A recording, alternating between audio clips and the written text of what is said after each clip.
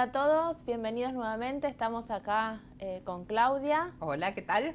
En nuestra tercer clase vamos a comenzar a darle más forma a esta capacitación y vamos a hablar hoy de un tema súper importante y que es proyectar. Claro, ya nos vamos acercando más al meollo de la cuestión, por así decirlo. ¿Sí? Por eso vamos a trabajar hoy en día recordando los de las clases anteriores, empezando a hacer nexos y recordando especialmente la gran pregunta que nos habíamos hecho, ¿no? Espero que los docentes hayan podido replantearse lo que escuchamos hasta ahora y poder darle una respuesta a esta pregunta que dice: ¿qué relación encuentran entre pedagogía adventista, aprendizaje significativo, integración y aprendizaje basado en proyectos? Seguramente tienen alguna idea, empezaron a hacer nexos entre estos conceptos y hoy vamos a terminar de darle forma. Esperamos que sí, para ya adentrarnos de lleno en la práctica al cómo, ¿no? Hemos estado, por así decirlo, picoteando entre teoría y práctica, pero en formas específicas para sentar las bases para poder construir esto que se llama aprendizaje basado en proyectos. Muy bien. ¿Qué te parece si ahora vamos a saber previo, por así decirlo, que nos nuclea en este día? Empezamos. ¿Sí? Bien. ¿Qué entendemos por aprendizaje basado en proyectos o, como comúnmente lo encontramos en diferentes libros y artículos, ABP? Claro. Sí, es solamente eso. Esto no es algo nuevo, es algo que ya hace varias décadas que se está trabajando. Hay países que los trabajan en forma más antiguamente, o sea, más profundamente, y hay otros países, más que todos acá en Sudamérica, que empezamos a incursionar en los últimos 10 años, por así decirlo. Sí. Y hay regiones también de Sudamérica que ya están haciendo esta modificación en sus diseños curriculares nacionales, están adentrándose en este tema. Pero si tenemos que pensar en proyectar, continuamente estamos haciendo proyectos en nuestras vidas, así que sabemos hacer un proyecto. Simplemente cuando queremos pensar en ir a hacer las compras al supermercado, ya estamos haciendo, por así decirlo, un tipo de proyecto. ¿Qué vamos a comprar? ¿Cómo vamos a comprar? Si vamos a pagar con efectivos, con tarjetas, cómo nos vamos a transportar, cómo vamos a traer ese producto. El presupuesto que tenemos para las compras. El presupuesto, ¿sí? Y pensamos en el objetivo final, que es tener los alimentos, los víveres necesarios para el desarrollo de nuestra cotidianidad de nuestro hogar. ¿Sí? Entonces sabemos lo que es proyectos, pero hoy vamos a darle forma a un aprendizaje basado en proyectos, que es volcar esos proyectos que estamos acostumbrados a hacer en la vida cotidiana, volcarlos en nuestra clase. Sí, en cómo proyectar metodológicamente algo en nuestro quehacer diario. ¿Sí? Seguramente ustedes han leído proyectos escolares, han escuchado sobre proyectos escolares o muchas veces ustedes han practicado algún proyecto a nivel escuela, macro o micro dentro de nuestras aulas. Entonces la pregunta, los saberes previos que queremos rastrear es qué conocen ustedes sobre eso. ¿Qué le viene a la cabeza cuando decimos aprendizaje basado en proyectos? Y sería bueno que los docentes puedan intercambiar sus conocimientos, claro, sus experiencias con los docentes que están cercanos para poder enriquecerse también en lo que ya saben. Sí, sería una buena práctica ponernos a nosotros en suspenso 3 o 4 minutos y ustedes, si están en un equipo, ahí sentarse y compartir lo que conocen y lo que saben acerca de esto. Y después reanudar esta ponencia, por así decirlo. ¿Qué te parece entonces si ahora avanzamos un poquito más? Después que ustedes han tomado y han podido recordar lo que saben, avancemos a una pregunta ya clásica dentro de estos 3 últimas clases, ¿sí?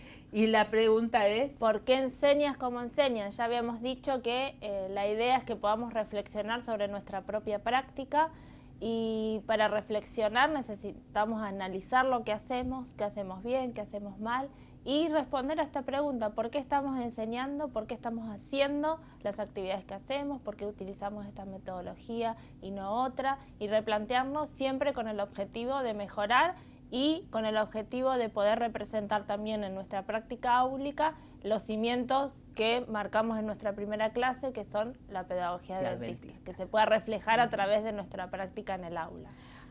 Además de la pedagogía adventista, que es la razón de ser y que nos tiene que hacer reflexionar sobre nuestras prácticas, también tenemos que reflexionar acerca de los, entre comillas, problemáticas que se nos presentan a través del modo que estamos enseñando hasta ahora.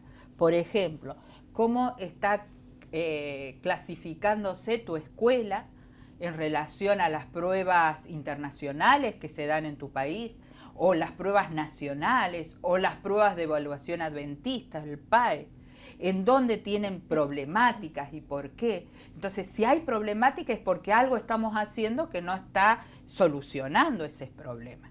Entonces, aquí quizás nos hace replantearnos nuevamente esta pregunta: ¿por qué enseñamos como enseñamos? Para continuar, hoy no tenemos una ilustración de Frato de Tonucci, pero sí tenemos otro personaje muy conocido por todos para poder seguir reflexionando. Sí, y este personaje lo vamos a presentar a través de un pequeño video. Entonces, yo los invito a que presten mucha atención a este pequeño videíto. Mi mamá me ama. Mi mamá me mima. Uy, uy, me cacho. Mi mamá me ama. La felicito, señorita. Ya sabemos que usted tiene una mamá que la mima mucho, que la ama mucho. Una mamá excelente. Ahora, por favor, ¿quiere enseñarnos cosas realmente importantes? Bueno, lo habrás visto. En cierto aspecto hasta te causa gracia. Causa gracia, sí. Pensar en cómo enseña esta maestra, ¿sí? A esa pregunta que hicimos anteriormente, ¿por qué enseñas como enseñas? ¿Sí? Si tenemos que analizar el video en base a lo que estuvimos viendo hasta ahora, a mí me surgen algunas preguntas. Bien. Por ejemplo, ¿qué contenidos estaba integrando la docente con eso que estaba dando? ¿Cómo lo haría yo a ese contenido? ¿Cómo lo daría? A ver, espera, el contenido en sí, que para mí reflejaba más que ella quería enseñar, era enseñar la letra M de mamá, ¿sí? Y estaba reforzando ese contenido. Ahora, si integraba algo, ¿qué contenido estaría integrando? ¿Integraba un contenido? ¿Podríamos integrar la familia? Tal vez, las notas. Las notas. Una carta. Claro, ¿cómo lo podríamos haber presentado de otra manera a ese mismo contenido? No vemos todo el contexto, pero capaz se estaba integrando. Ojalá. Pero ahora me pregunto si eso que estaba dando y diciendo la maestra, mi mamá me mima, mi mamá me ama, era significativo para los niños. Y no sé, viéndolos a todos sus alumnos, para Malfalda no era significativo. No fue significativo. Para nada, ¿sí? Es más, pidió por favor que pasaran a temas que a ella le importaba más. Lo vemos a Manolo, que lo único que estaba era angustiado por las equivocaciones que se hacían y no por... Y no le salía. No le salía y no por el tema en sí, ¿sí? Pero esta es una práctica en un primer grado muy rutinaria que aún la seguimos viendo en muchas de nuestras escuelas. ¿Cómo podríamos transformar eso, ese contenido, esa forma de dar? ¿Cómo lo podríamos transformar para que sea un aprendizaje significativo? Claro, ahí está el tema. ¿Cómo podríamos hacer? ¿Cómo si ustedes quieren que sus chicos escriban la palabra o palabras que tengan la letra M, reforzándolo, dándole un contexto significativo? ¿Cómo sería para el chico algo significativo que pudiera brindarle algo a su madre, para escribir mamá? se me ocurre, ¿sí? A lo mejor se acerca el Día de la Madre y querramos hacerle un mensaje de agradecimiento, una tarjetita y hacer un mini proyecto de prepararle un regalito a la mamá.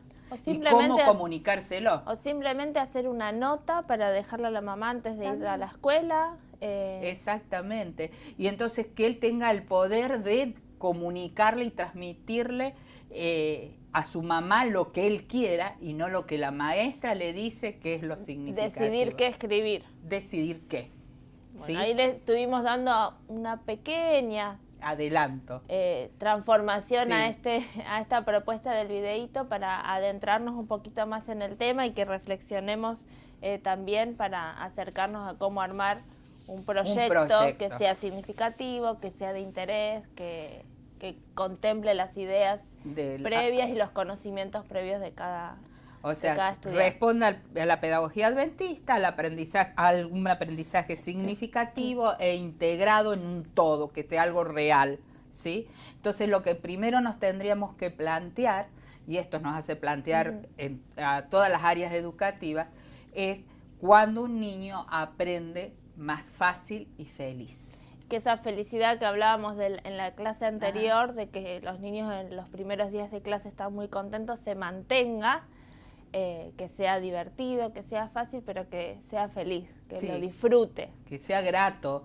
Agradable. Agradable, y que no sea un peso y una angustia tener que hacer algo totalmente repetitivo, monótono, sin una finalidad en sí mismo.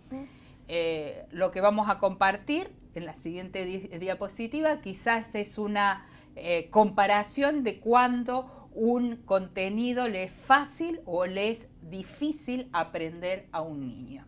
¿Lo veamos? Bueno, hay que tener en cuenta varias cuestiones si tenemos que ver si es fácil o difícil y que genera más o mayor o menor felicidad en nuestros estudiantes. Y seleccionamos algunos que los vamos a ir repasando para las propuestas que ustedes llevan al aula. Primero, ya esta palabra surgió varias veces, tiene que ser algo real, relevante, que lo conozcan y no que sea artificial y sin sentido para el estudiante. Ya dimos varios ejemplos, pero siempre busquemos algo que el niño conozca, que se sienta identificado, que alguna vez lo haya visto, que lo tenga cercano, porque si buscamos algo muy alejado, pierde la motivación, pierde el sentido de lo que le estoy proponiendo. Entonces, que sea real y relevante. Claro, que pueda usarlo en sí. Es real cuando yo puedo usar algo, ¿sí? ¿Qué quiere decir eso? Que tenga la facilidad de poder pasarlo más allá del aula, ¿sí? El poder de usarlo en cualquier circunstancia, ¿sí?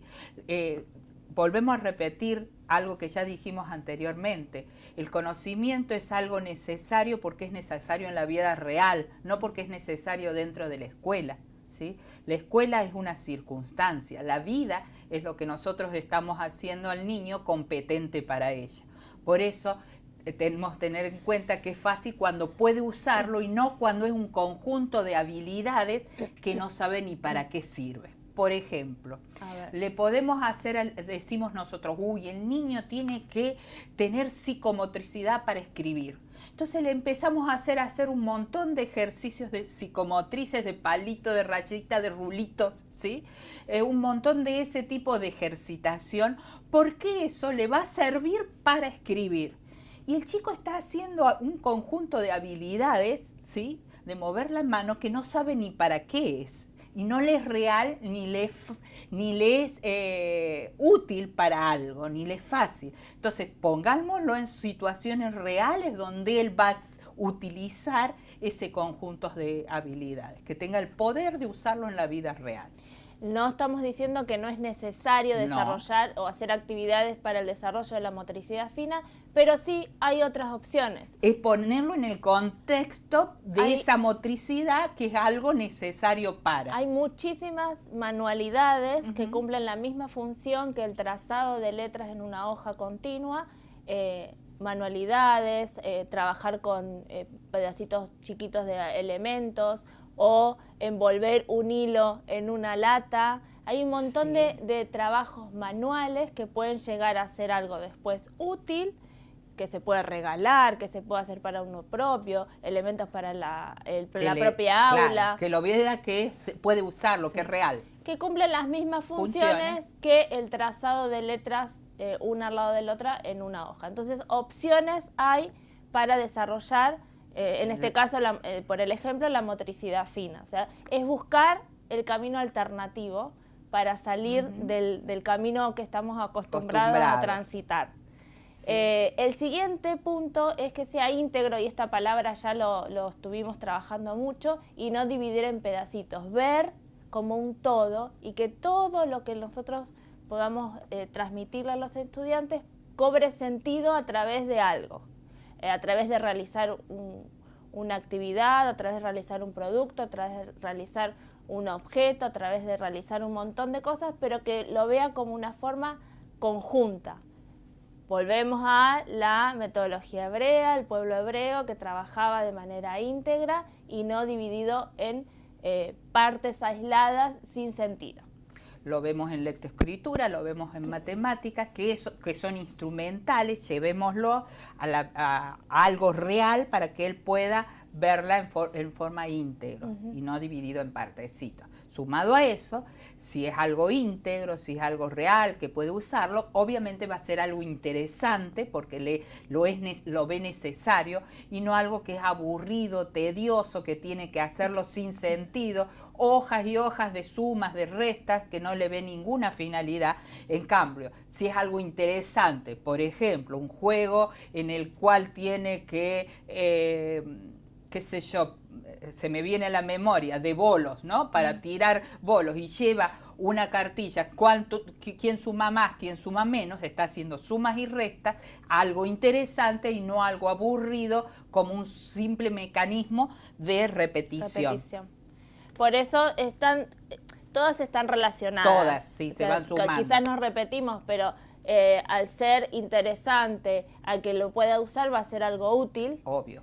Y no va a ser algo intrascendente que no tiene sentido para su propia vida. Como por ejemplo alguna actividad memorística o repetitiva que no cobra sentido más que el completarla para que la docente le pueda corregir o le pueda poner un sellito o algún tilde. Y que el papá vea que estuvo horas haciendo algo dentro del aula. Sí. Y por eso, sumado a esto, va a ser útil, va a ser interesante cuando es algo propio, o sea, es algo del interés del niño y no es algo ajeno que le interese a la maestra para cumplir con un requisito, un contenido X de la currícula. Y lo que venimos hablando obviamente tiene que tener relación con la propia vida del niño, algo que le sea cercano, significativo y que no esté fuera de su propio contexto. Ahora bien, podemos tener un contexto cercano en el que todos estén en el mismo nivel, pero a la vez dentro del aula tenemos diferentes contextos y hay cosas que quizás pueden estar más cercanas al estilo de vida de un alumno o más alejadas. Entonces siempre es súper importante que conozcamos. Y vemos el nivel. Yo recuerdo una vez haber presentado, surgió espontáneamente en el aula, que uno de los niños contó que la mamá estaba embarazada. Y le preguntamos si sabía si era nene o varón. Y sí, que era una hermanita. Entonces los mismos chicos le preguntan, ¿y cómo se va a llamar? Ay, todavía no sabemos el nombre. Y surgió de ellos mismos, ay, ponele este nombre, ponele el otro nombre. Y empezamos, fue la propuesta mía en ese momento como maestra, de decir, ¿por qué no le hacemos una lista de nombres que a ustedes les gusten? Miren, no les puedo explicar la cantidad de nombres que escribieron los chicos, pero cada uno de acuerdo a su nivel. Había chicos que escribían 20 nombres y había chicos que con trabajo y con ayuda de un compañero llegaban a escribir uno. Pero todos tenían algo que ver con relación con la vida, algo vivencial del grupo y no fuera del contexto. Y tenían que ver con el siguiente punto, que era con un propósito definido. Darle a la familia del compañero opciones de nombres y no con algo sin sentido y que no tiene propósito. No saben ni por qué, como Mafalda, como el videíto que vimos recién, que le escribía sin ningún propósito en su vida. Exacto. En vez, esto lo hace con un fin, él sabe hacia dónde va. Por eso el tema de la ubicación que hablábamos la vez anterior, ¿no? Que cuando es significativo, cuando tiene una ubicación, saben para qué lo va a hacer. Exacto. Y que lo puedan usar. Y que decidan usarlo y que le dé importancia a su uso. Además de que decide usarlo, tiene el poder de usarlo y no decir, no, ahora no haces esto lo vamos a ver en la próxima clase o más adelante, sino que él tiene el poder de usarlo dentro de la escuela y fuera de la escuela. Todas estos puntos se relacionan Todos íntimamente porque van hacia un mismo propósito. Sí. Es esto de poder integrar, de poder trabajar con sentido, de poder hablar de un todo y no de partes. Así que ojalá que estos tips los podamos recordar o lo puedan recordar las docentes cuando preparen sus clases, las actividades, los proyectos. Centrarse en la columnita del fácil y no del difícil. Y no del difícil. Que se hagan esa pregunta cuando planifican una actividad. Esto es fácil para mi chico, le es real, le es interesante, lo va a poder usarlo. Claro, es propio, es útil. Estoy integrando con otras áreas, etcétera, etcétera. Si pudiéramos concluir todo eso en una oración, podría decirse que no es solamente, no es suficiente adquirir un conocimiento, o sea, adquirir la lectoescritura o adquirir el cálculo inicial.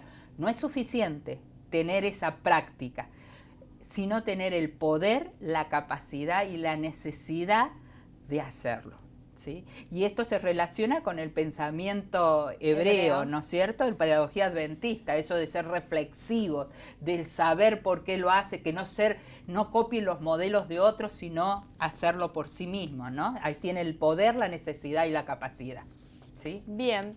Ahora sí nos vamos a ir adentrando, teniendo esto de base y las dos clases anteriores, en lo que hablamos al principio de esta clase, que es un aprendizaje basado en proyectos. Vimos algunos tips de cómo integrar, ya vimos en las clases anteriores que tiene que ser significativo, hablamos de que tiene que ser de manera integral, pensando en un todo, teniendo presente los conocimientos previos de nuestros alumnos, llevarlos estamos haciendo un repaso rápido, llevarlos de un menor conocimiento a un mayor, que ese salto tiene que ser cercano, que hablamos de la zona del desafío, bueno, todo eso se va a volcar en esto, que es la propuesta de aprendizajes basados en proyectos. ¿Por qué elegimos aprendizajes basados en proyectos? Porque podríamos haber elegido otras propuestas metodológicas, como vimos la vez anterior, por ejemplo, el aprendizaje basado en problemas. Exacto. O la indagación, que también puede ser,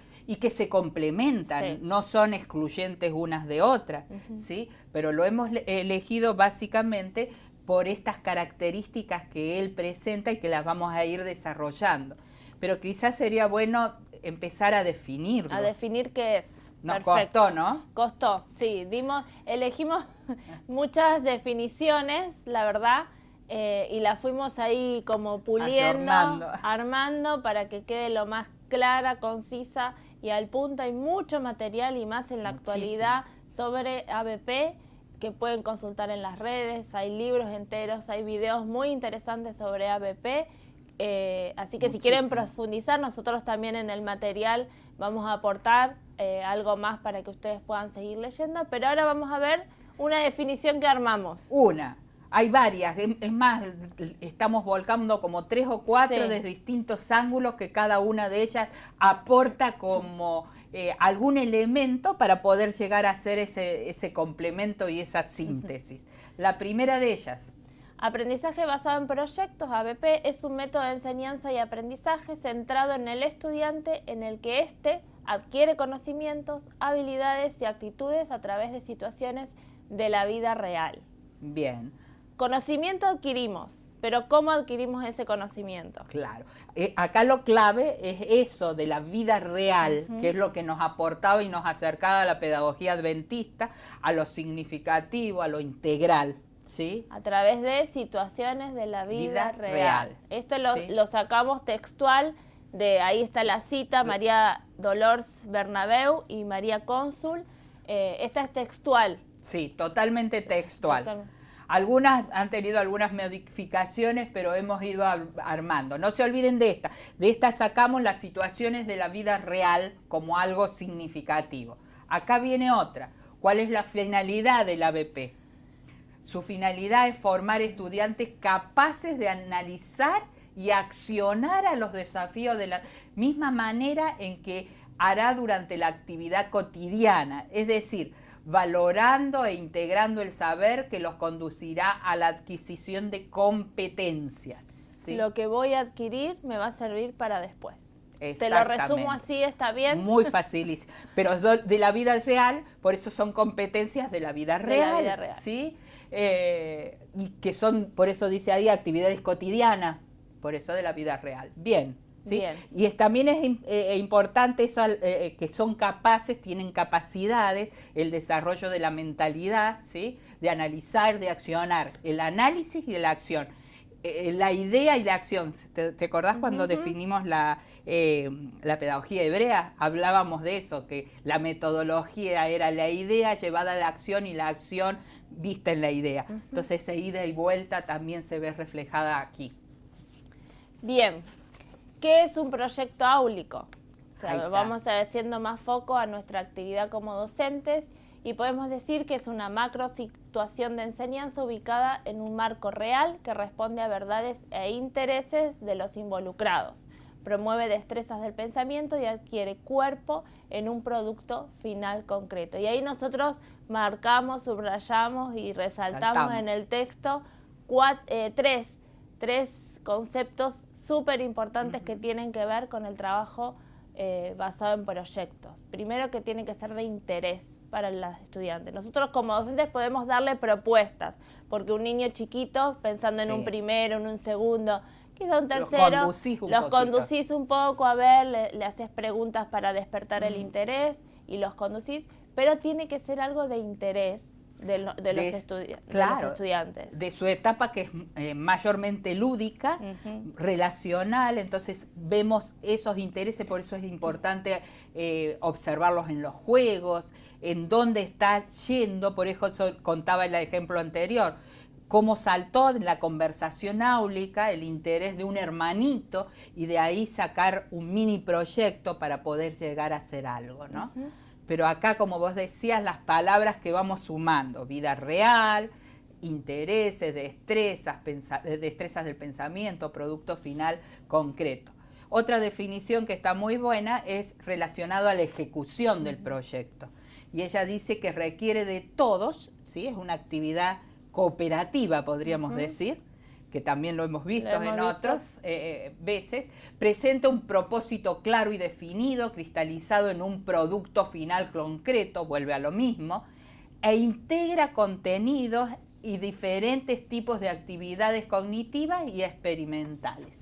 ¿Sí? Bien. Acá está el tema de la integración. Te voy a hacer una pregunta que Bien. me parece que después no lo centramos. Sí. En las dos definiciones, Sí. las dos definiciones tanto de concepto como de ejecución, hablamos de producto final concreto. Esto. ¿A Bien. qué nos referimos? Porque todo el material que ustedes lean en base a ABP se habla de un producto final, de algo concreto. Entonces vamos a recordar Ahí está, vamos a ver qué es eso. a qué nos referimos cuando hablamos de un producto final concreto. ¿Qué papel cumple en un proyecto? En un proyecto el proyecto uno planifica hacer algo para sacar un elemento tangible o no tangible que te puede llegar a motivar y a comprometerte con el trabajo.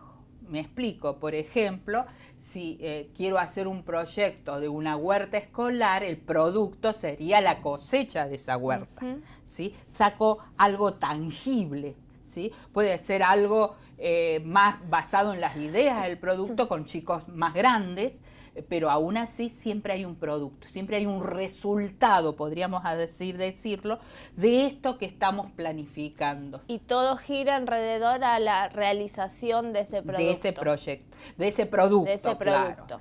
que vamos a ver cómo podemos llegar a concretizarlo. En este caso diste el ejemplo de la huerta, pero puede ser una visita a un hogar de ancianos, puede ser una recolecta, puede ser una presentación hacia toda la escuela, una dramatización.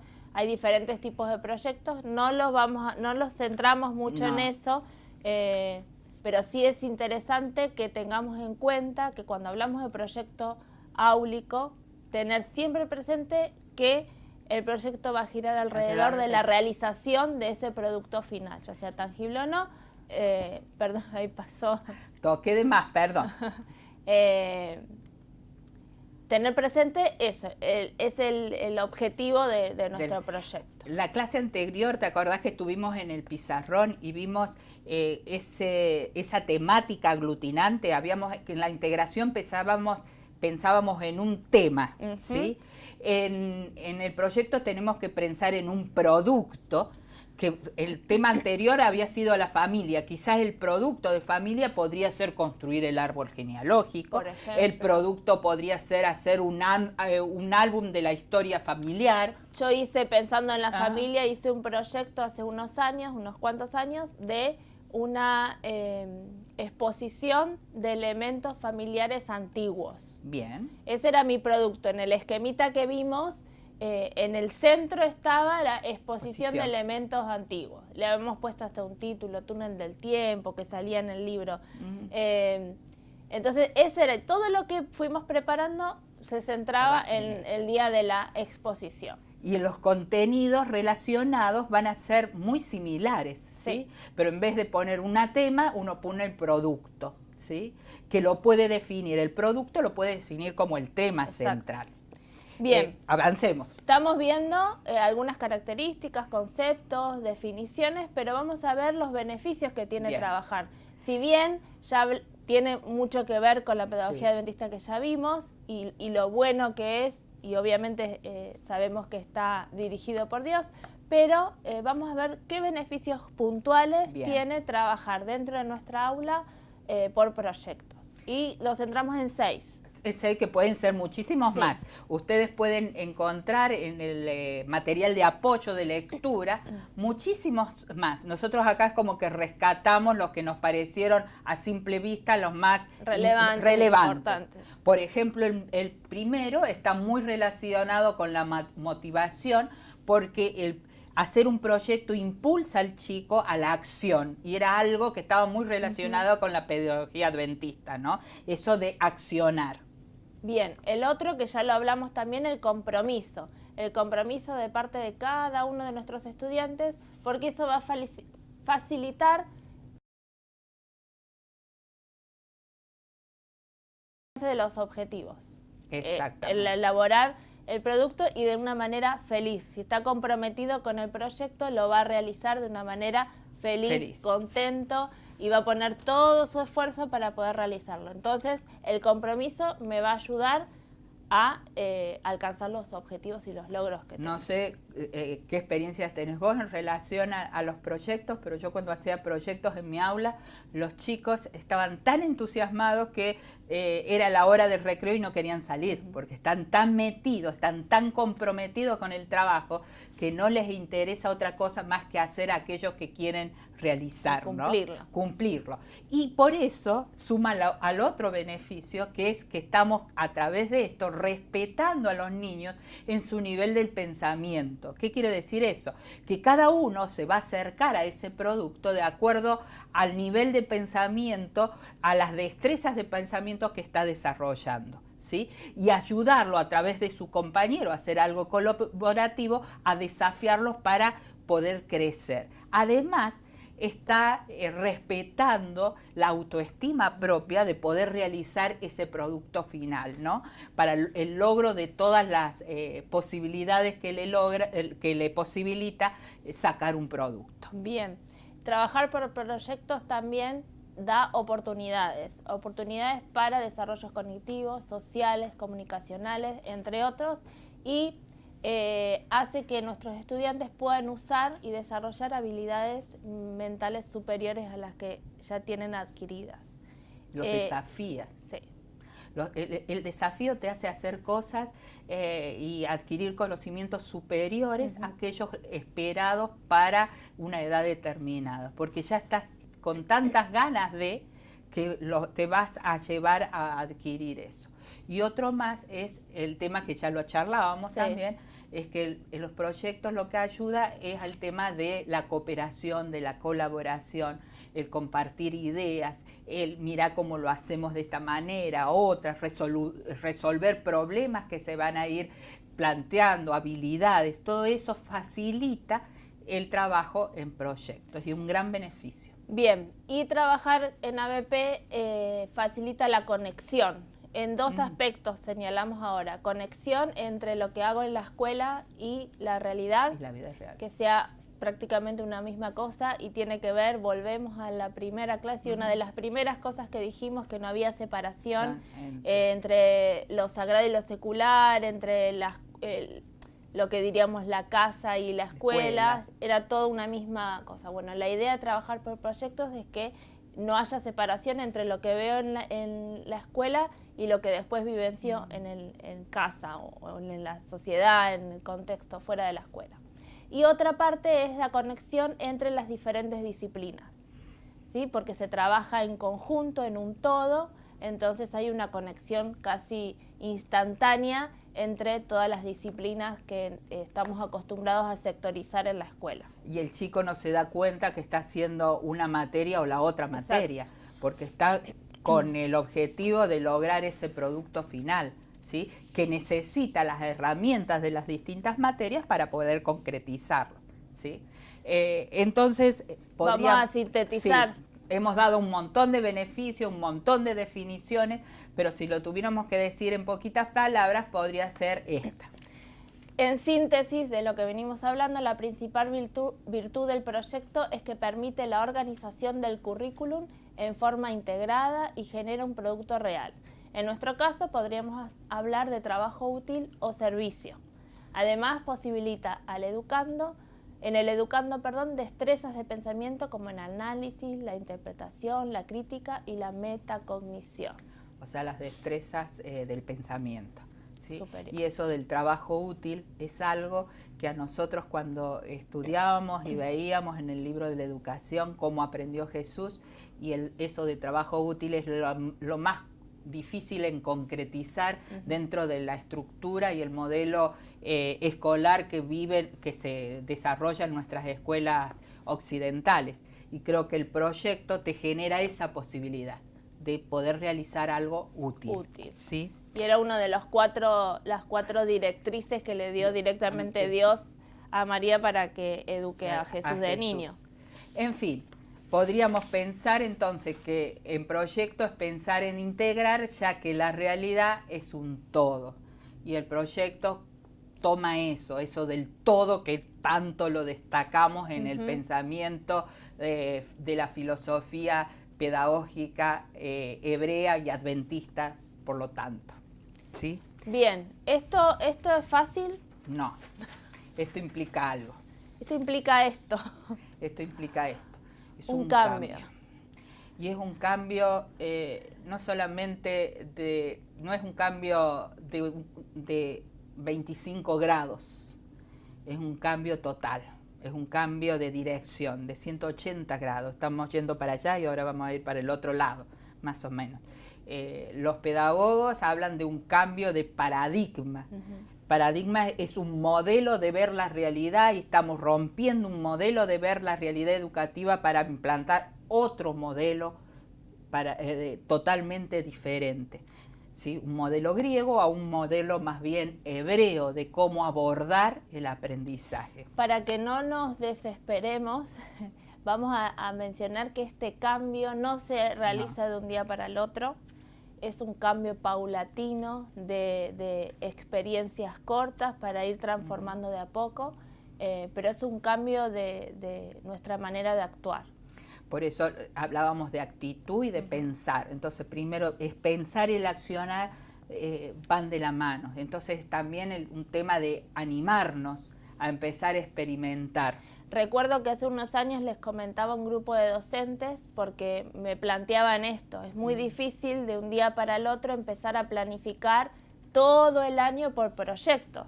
Y yo digo, no es necesario planificar de entrada todo el año en proyectos. Empiecen con 1, con 2, al siguiente año se animan un poco más para ir tomando ritmo a este cambio paradigmático que es necesario para transformar nuestra educación adventista. En más adventista, sí, en verdaderamente adventista. Cuando, Ahora, sí, perdón. Dale. Cuando hablamos de cambios, nos centramos un poquito en el docente. Sí. Pero en realidad el cambio se tiene que generar en diferentes roles de la comunidad educativa. Sí, no es un solo cambio. No es solo la docente. No es el docente quien planifica, es un cambio que implica muchísimos más y implica en muchísimas más áreas. ¿Vemos dónde? Bueno, es un cambio en el rol del asesor pedagógico de la escuela, ¿sí? Sea el director, sea un psicopedagogo, sea el asesor, el rol que cumple, él va a tener que también abordar la educación, ¿sí? Y mirarla desde esta manera. Porque una clase donde se trabaja en proyectos es una clase activa y por lo tanto es un aula en que se mueve, en que se acciona, no es un aula donde los niños ven la nuca del compañero adelante, sentados en filita, sino que tienen que interactuar. Entonces eso lo tienen que comprender desde la dirección escolar, que es otra dinámica de trabajo, ¿sí? El asesor pedagógico también tiene que ser apoyo para el docente que está en este proceso de cambio, como el rol lo pide y su responsabilidad es apoyar al docente en su práctica pedagógica, también debería apoyarlo en este camino de transformar su aula. Y obviamente si estamos hablando, el docente es clave aquí, ¿sí? El docente tiene que estar convencido, tiene que tener la convicción de este modo de abordar el aprendizaje es mejor, es más beneficioso para todos y especialmente para el educando. Y también para él, porque crea una satisfacción que no te da otra metodología de trabajo. Tal cual. Y obviamente los estudiantes, porque como ya lo mencionamos en alguna de las clases anteriores, los niños también vienen con un esquema marcado. Recuerdo patente cuando empezaba en primer grado, ya traían su cartuchera, sus útiles escolares, su cuaderno, su libro y ya querían tarea para casa y ya venían estructurados y cuándo es el recreo y cuándo salimos y ahora qué hacemos, matemática, lengua. Entonces es también cambiar el chip de la forma de trabajar de nuestros estudiantes y comunicarle a los padres nuestra manera de trabajar. Es primordial. Y eso es algo medular. Sí. Porque si nos cuesta como docentes, les cuesta al estudiante, más le cuesta al papá, que no comprende esta nueva dinámica donde se va a trabajar no páginas y páginas de un cuaderno, de un libro, sino se van a trabajar por proyectos, por grupos de trabajo. Entonces el padre cree que el niño va a la escuela y no está haciendo nada. Y entonces la seguridad del docente ante el trabajo en proyectos hace que tenga seguridad el padre y confíe en que el docente tiene la autoridad y es el profesional de la educación para ejercer este rol. Y que acompañe también. Y que acompañe, porque a lo mejor no va a tener que hacer tareas escolares como estar resolviendo 10 sumas, 10 restas y escribir 10 veces mamá o etcétera, sino van a tener que estar haciendo investigaciones, buscando para elaborar ese proyecto, es posicionarse en otro rol. Hace poco mi sobrina de 4 años tenía que llevar un objeto familiar antiguo al jardín, a la escuela. Y claro, desesperados buscando por casa ver qué objeto familiar antiguo había. Bueno, la tarea para el hogar fue eso, buscar en los armarios, en los cajones que no se usa, buscar algún objeto familiar antiguo. Encontramos un teléfono de esos antiguos, con disco y lo puedo llevar.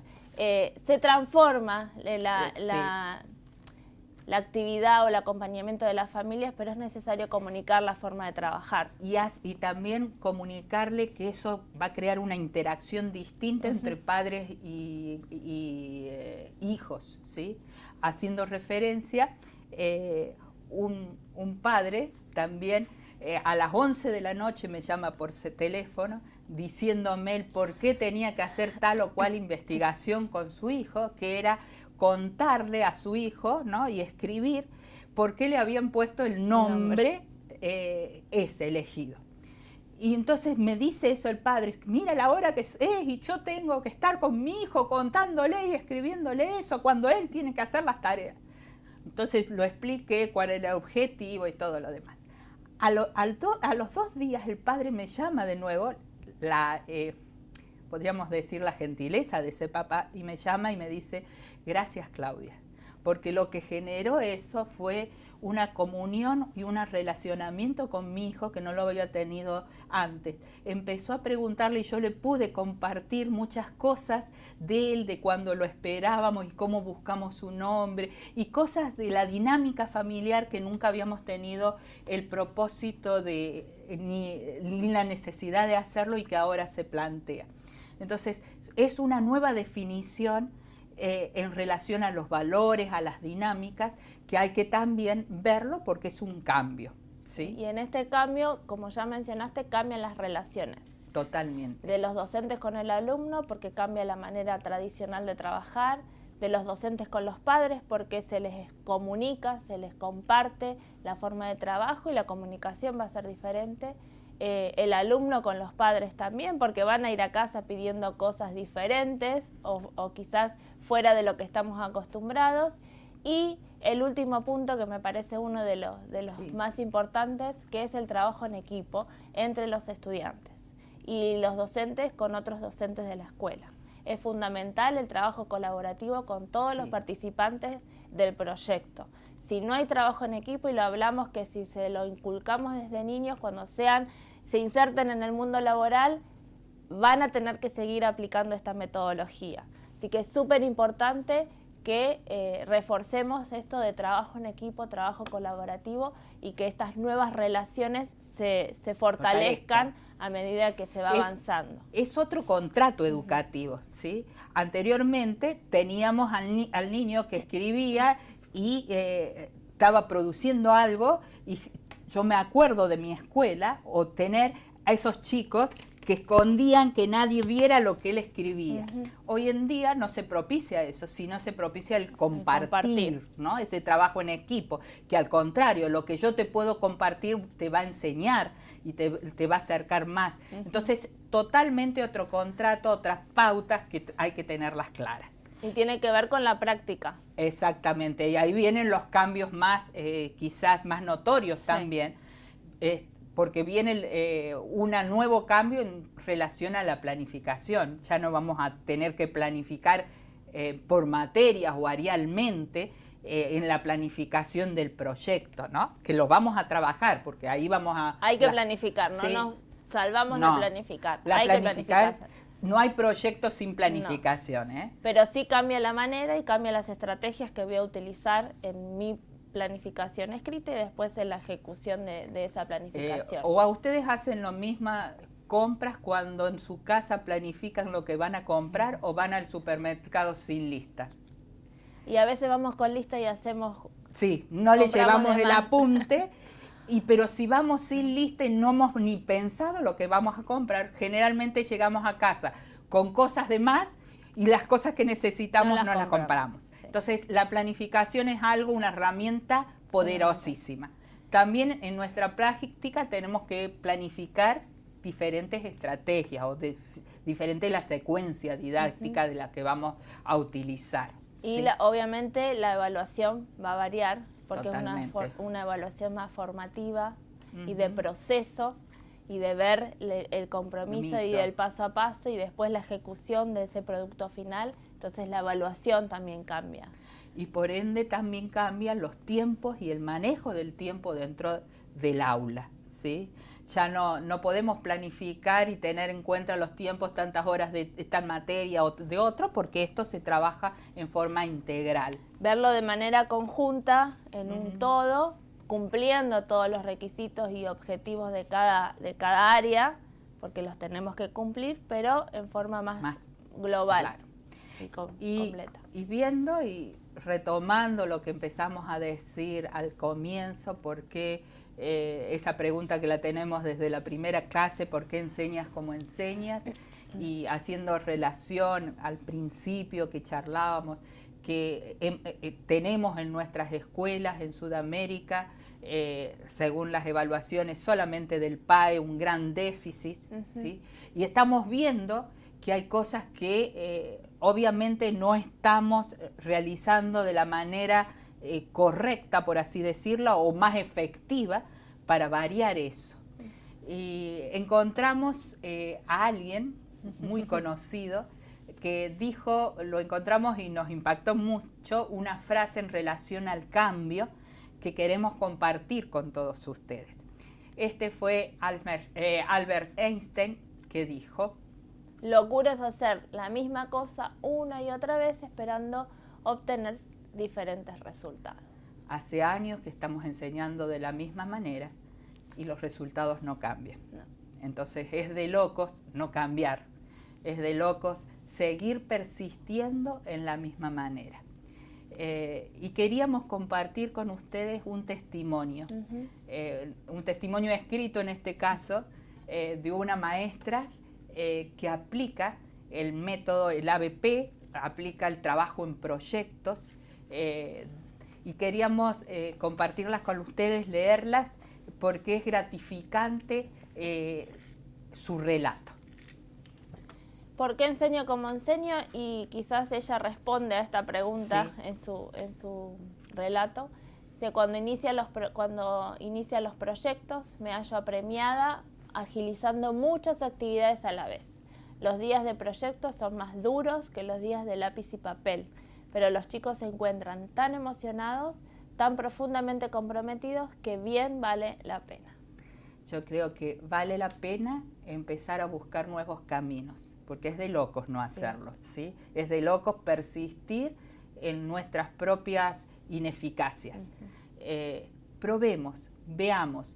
Esto es como cualquier aprendizaje, no le tengamos miedo al error, no le tengamos miedo a que podemos la primera instancia no hacerlo en forma perfecta, pero podemos ir avanzando, probar nuevas estrategias para que nuestros alumnos cumplan con el verdadero propósito. ¿Se acuerdan cuál era el propósito de la educación adventista? ¿Te acordás? Era restaurar en el hombre la imagen de Dios y volverlo a la perfección con que había sido creado. No, el ABP no es la panacea de todas las soluciones, pero creemos en esa pregunta inicial, en cómo se relacionan todas estas posturas, creemos que el ABP es una de las posturas que más pueden acercarse, asimilarse con la pedagogía adventista. Con la pedagogía adventista. Y en ese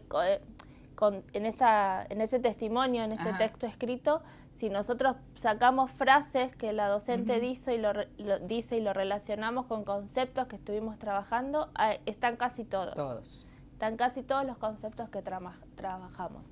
No es un camino fácil, no. Es un cambio que lleva su tiempo, es un cambio difícil, pero la decisión la tiene que tomar cada docente de animarse, de avanzar poco a poco, de pedir ayuda, de pedir consejos, de probar con sus alumnos, y bien dice esta docente, bien vale la pena, porque cuando uno ve a sus estudiantes disfrutar, uno disfruta el doble como docente, a pesar de que está cansada, despeinada, toda sucia, y que se va con muchas cosas a su casa y lleva muchas cosas a la escuela, vale la pena ese esfuerzo, porque el disfrute es en conjunto. Los ojitos brillantes te lo recompensan todo. Ojalá que esto poquito que pudimos dar de aprendizaje basado en proyectos, la parte más teórica, con algunas experiencias, les haya servido.